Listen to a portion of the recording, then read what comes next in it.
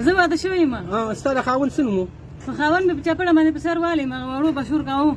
ښه اوس ما په ذهن کې ټینشن دی. ذهن مې کار نه کوي، ذهن کې مې ټینشن دی. ښه نو ته د کور نه چې کوم دی نو همداسې په خپله مرضی روتې او را روانه شوې که نه چا راشړلې وي؟ ملګرو دغه ویډیو مې په واتساپ کې مخې لراله. موږ سره د واتساپ داسې ګروپونه چې په هغه کې مختلف قسم معلوماتي ویډیوز خلک شیر کوي او داسې لکه څنګه چې دا تاسو وینئ دغه شانتې ویډیوګانې مختلف قسم راځي. نو دغه ویډیو مې باندې مې وغوښتل چې دغه د خوراکۍ څهره چې کوم ده د هغې نه به تاسو ته معلومېږي چې دا ډېره زیاته مطلب د سختو ښکار شوې ده، د ډېرې چهرې نه تاسو ته پته ښکارېږي.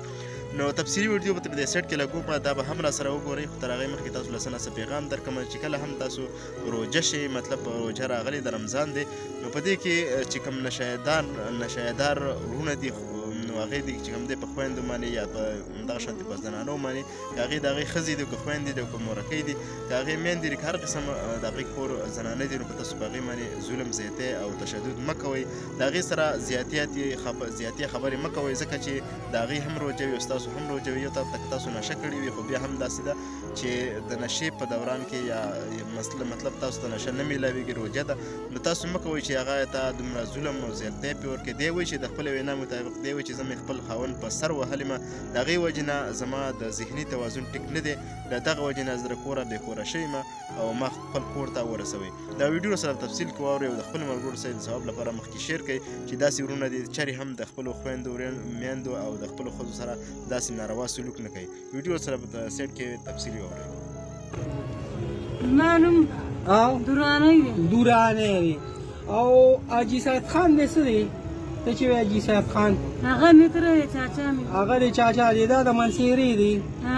او روریانو دي څه نومونه دي؟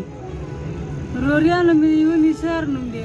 ښه یو د بل سراج نوم دی. او د بل سراج. او د پلار دې څه نوم دی؟ تاسو دې سهرې ته وګورئ د پلار مې څنګه چې د سره شوې تاسو دې لکه د مهاجر خلک ورته دادا وایي. ستا د دادا څه نوم دی؟ لکه د مهاجر خلک ورته هغه وایي تاماس وایي. او تاماس هغه وایي زلمې وایي. زلمې وایي. دا زلمې دې څه نوم دی؟ او نوم یې تاماس دی زما د پلار. ستا د پلار تاماس نوم دی. او په منصیره کې ته د کوم دی؟ د هغه کلي څه نوم دی؟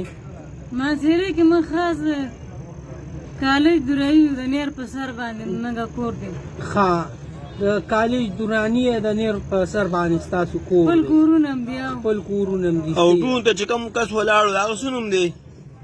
د هغه حاجي سید خان نوم دی. حاجي سید خان. حاجي سید خان تا پیژني؟ او زما تره دی. او ته واده شوی او که نه پیغله؟ زه واده شوی یم. ستا د خاوند څه نوم و؟